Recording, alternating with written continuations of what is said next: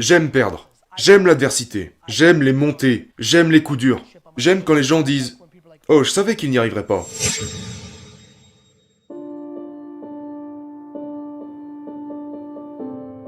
Penses-tu que c'est juste la nature humaine ou que nous nous sommes simplement ramollis? Oui, je veux dire, bien sûr que nous nous sommes ramollis aux États-Unis. Parce que les États-Unis ont un incroyable parcours de 200 ans, d'accord? Ça pouvait arriver. Tu sais donc, en tant que culture, je ne peux pas parler des gens qui vivent genre, tu sais, dans les rivières amazoniennes. Je ne peux pas parler pour les gens qui vivent en Biélorussie. Mais les Américains ont une culture de confort. Et c'est une bonne chose car ça veut dire qu'il y a eu énormément de prospérité.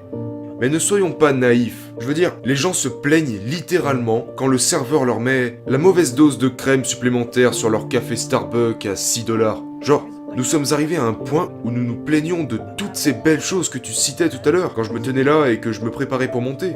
Et je suis heureux que tu en parles. Et pas beaucoup de gens l'ont déjà dit, alors merci. Mon manque d'intérêt à me plaindre est tellement élevé. Et quand je vois ce pourquoi les gens se plaignent, ça me brise le cœur car ils ont un gros manque de perspective. Et je crois sincèrement que mon bonheur et mon optimisme proviennent de mon point de vue. Même en période de troubles politiques comme en ce moment, tellement de gens sont à côté de la plaque. Mais la réalité c'est qu'il n'a jamais été aussi bon d'être un être humain. C'est juste la vérité. Ce ne sont que des données. C'est la réalité. Et ouais, je veux dire, c'est juste un moment vraiment amusant pour être en vie. Je veux dire, il y a beaucoup de recherches. Et une fois de plus, j'étais un mauvais élève, je n'ai jamais vraiment... Ce n'est pas que je ne fais confiance en rien, c'est que je sais que c'est moi qui dois faire le travail, pour vraiment avoir le contrôle sur les choses. Donc je reste un peu dans ma petite voie, mais... Être un bourreau du travail exige beaucoup de pression, et le travail acharné est un comportement appris. Je le vois, avec mon équipe. Il y a des gens qui entrent dans mon... J'ai pu le voir avec les milliers d'employés que j'ai eus. Je veux dire, plus ils sont proches de moi, plus ils travaillent dur. Et je suis comme, ah ah. Et donc j'ai vraiment l'impression d'avoir appris le travail acharné en ayant regardé mes parents. Et donc, c'est pourquoi je parle tellement d'efficacité. Parce que c'est l'une des choses sur laquelle les gens peuvent s'ajuster et s'adapter.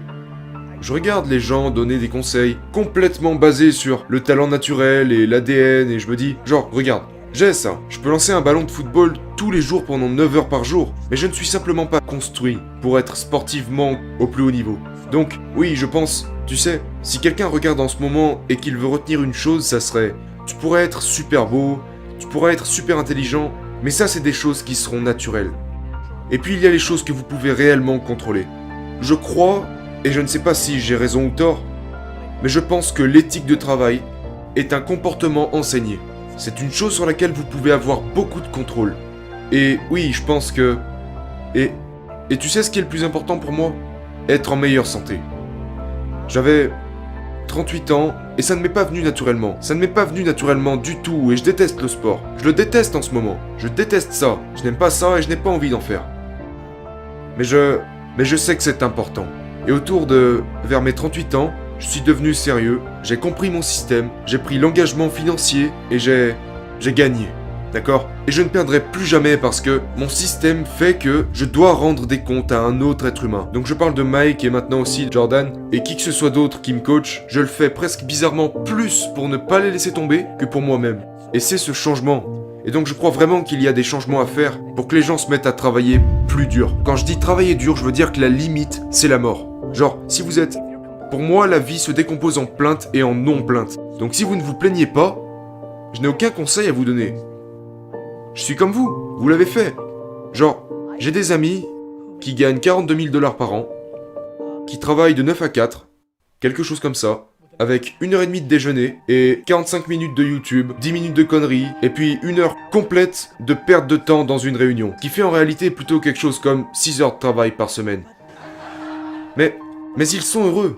Et en fait, ils m'envoient des SMS, c'est des amis du lycée, et ils m'envoient des messages genre, ils doivent être l'entraîneur de l'équipe de baseball de leur enfant. Et vous savez, c'est incroyable. Cela me semble très évident. Genre, c'est vrai. Tu sais ce qui est super bizarre? Je suis en fait étrangement envieux. Genre, ça a l'air cool. Ça reste une théorie, mais beaucoup moins de pression, comme tout ce temps avec mes enfants. Ouf, ça a l'air cool. Et il y a donc toutes ces choses que je peux justifier. Et pour moi, mais j'ai des amis qui ont 100 millions de dollars à la banque. qui se plaignent, qui ont faim, et qui en veulent plus, qui viennent se plaindre auprès de moi parce qu'ils savent que je travaille beaucoup. Ils n'ont pas d'équilibre entre leur vie professionnelle et leur vie privée. Ils ne passent pas assez de temps avec leur famille. Et je leur dis, vous avez 100 millions de dollars, vous pourriez rester chez vous. Vous avez le contrôle. Genre, ne vous plaignez pas. Vous avez fait ce choix. Arrêtez vos conneries. Mon gars, tu veux passer plus de temps avec ta famille? Passe plus de temps avec ta famille. J'essaie de faire très attention à ce que je dis par rapport à ce que je fais. Parce que c'est comme ça qu'on est exposé. Et je ne parle pas des gens qui vous disent « Tu es nul ». Je veux dire, pour soi-même. Je ne veux pas être exposé par moi-même. Genre, se regarder dans le miroir et dire « Est-ce que j'ai fait ça correctement ?» Pour moi, il y a tellement de gens qui disent des conneries, qui parlent de à quel point ils vont exceller en tant qu'entrepreneurs, et à côté, ils ne travaillent pas le week-end. Tu sais, je travaille tous les week-ends depuis que j'ai 20 ans. Et je parle à des entrepreneurs qui n'ont pas plus de 20 ans, tous les jours. Dernièrement, j'en ai eu un et je lui ai dit « Ce samedi, tu vas avoir plus de temps libre que je n'ai pu en avoir depuis mes 20 ans. En un samedi. Donc, avant de me dire à quel point tu vas être au-dessus de moi, commence à penser à ce que tu fais réellement. » Comment prévoyez-vous d'inculquer cela à vos enfants? Je veux dire, Je le fais pas. Je le fais pas. J'ai l'intention d'inculquer de la gentillesse à mes enfants. Je prévois d'inculquer la perspective à mes enfants. Je prévois de leur inculquer juste d'être de bons êtres humains. Je prévois de m'assurer qu'ils n'utilisent pas la richesse, la célébrité et l'effet de levier de leurs parents pour imposer quoi que ce soit aux autres personnes. J'en suis pétrifié quand j'y pense. Si mes enfants essaient de rabaisser leurs amis avec mon nom, je les frapperai. Parce que c'est clairement une attitude de perdant. Tu fais pas ça. Je ne suis pas obsédé par la tactique. Je suis obsédé par la religion. Et j'ai beaucoup d'amis riches à ce stade qui pensent qu'il est intelligent de placer leurs enfants en première classe, de les surestimer. C'est une tactique. Ils envoient leurs enfants une semaine en Afrique pour construire une école. C'est une tactique. C'est comme mes amis qui aiment l'environnement. Le deuxième secteur au monde qui nuit le plus à l'environnement est l'industrie de la mode. Quand vous faites le calcul des choses qui nuisent le plus à la Terre, la deuxième industrie derrière, je veux pas dire de conneries, mais je sais plus si c'est celle du gaz ou du pétrole. La deuxième industrie, je le sais par les faits, c'est l'industrie de la mode. Donc pour tous mes amis qui aiment l'environnement, sont-ils prêts à renoncer à leur putain de sac Louis Vuitton? Voyons voir, d'accord? Donc je pense que les gens disent de grosses conneries. Ils défendent l'environnement, mais ils ne peuvent pas se passer de leur voiture. Et quand vous allez tu sais, à Hawaï, vous ne pouvez pas faire de compromis. Pour moi, c'est binaire. Je veux pas être un hypocrite. Donc mon truc c'est, regarde, tu dois être gentil. Être méchant n'est tout simplement pas négociable dans notre famille. Et il suffit d'avoir les bons principes. Si vous voulez regarder la montagne de papa et reconnaître que ce fut un grand accomplissement pour un immigrant genre « Wow, papa l'a fait !» Et si tu veux dire « Je vais grimper ça et je vais aller encore plus loin », génial. Je veux juste que mes enfants soient tout ce qu'ils veulent. Genre, je n'ai pas besoin d'eux pour être un entrepreneur. Je n'ai pas besoin d'eux pour me rendre fier. Ils n'ont pas besoin d'aller à Harvard. Ils n'ont pas besoin de faire ces conneries. Ils doivent être eux-mêmes. Ils doivent être gentils et ça m'ira. Nous nous faisons du mal. Genre, tout le monde aspire à faire quelque chose. Et nous avons tous des défauts. Et aussi des points forts. Pourquoi ne vérifions-nous pas simplement ce qui est? Genre, pourquoi ne considérons-nous pas simplement les choses comme pour dire « Eh bien, je suis bon à ça, mais je ne suis pas bon à ça. » Et puis j'ai plus qu'à me concentrer sur ce en quoi je suis bon. Genre, je ne m'attarderai pas sur le fait que je ne peux pas réparer cette connerie dans ma maison. Non, j'appellerai quelqu'un qui le fera. Je suis pas du genre « Ouais, je suis un homme, j'en ai rien à foutre. Je ne comprends pas. » Tu sais, que nous puissions faire ça. Je pense surtout qu'il est essentiel de se sentir émotionnellement stable. Et je suis l'épine dorsale émotionnelle de tout le monde à propos de ce qu'ils sont censés faire. Tous ces clichés et ces stéréotypes sont stupides. Tu as parfaitement raison, mec. Je ne me juge pas. Je suis complètement amoureux de moi-même. Mais je suis aussi complètement amoureux du monde entier. C'est pas comme si... En fait, ça marche dans les deux sens. Si je dis aux gens d'investir en moi, c'est parce qu'en plus de rapporter à moi, ça rapporte à tout le monde. Genre, je n'ai besoin de personne pour me faire confiance. C'est déjà là. Je crois que l'espèce humaine est si largement sous-estimée. Nous sommes bons. Bien sûr qu'il y a des mauvais. Nous sommes 7 putains de milliards ici. Mais quand on regarde notre score net, c'est de la grosse merde. Vous savez à quel point vous pouvez être productif sur une base horaire définie. Mais vous ne le faites pas. Vous faites toujours ce qui vous convient le mieux. Nous sommes l'être alpha. Et nous avons compris comment collaborer ensemble. C'est fou quand on y pense. Et pourtant, tout le monde s'attarde sur des conneries, genre, quelqu'un a dit quelque chose de méchant.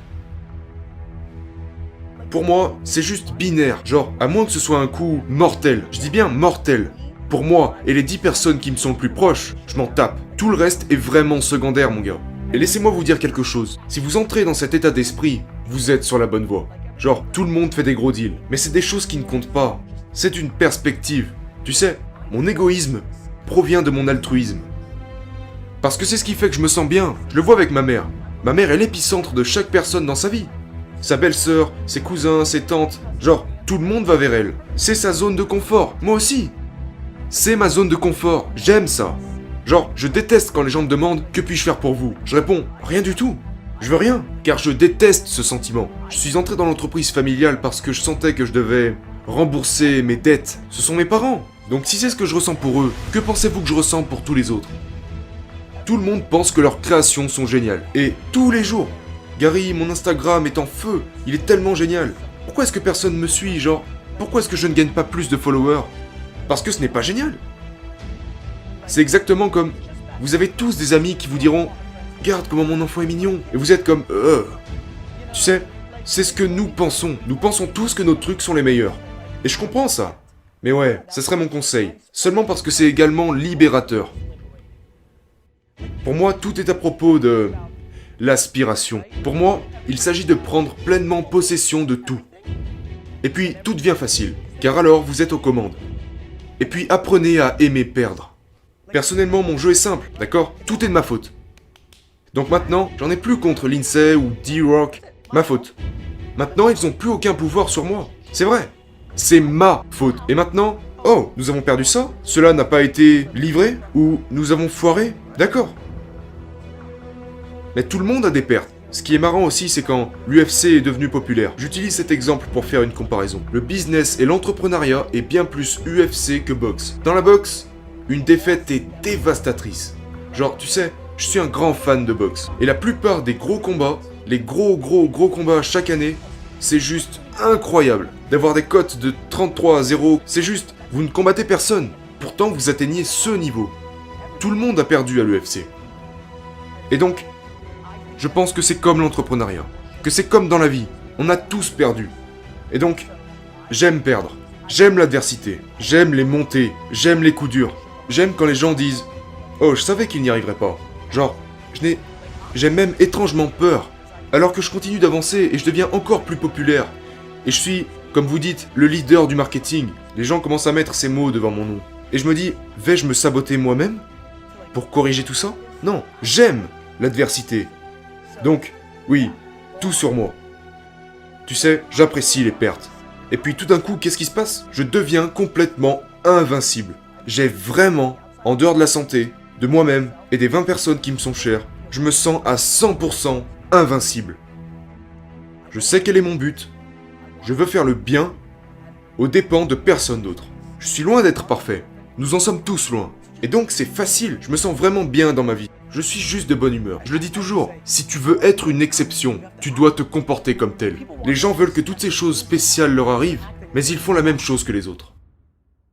Vous savez, cette image où on voit genre 2 personnes qui s'embrassent, ou une coupe de champagne.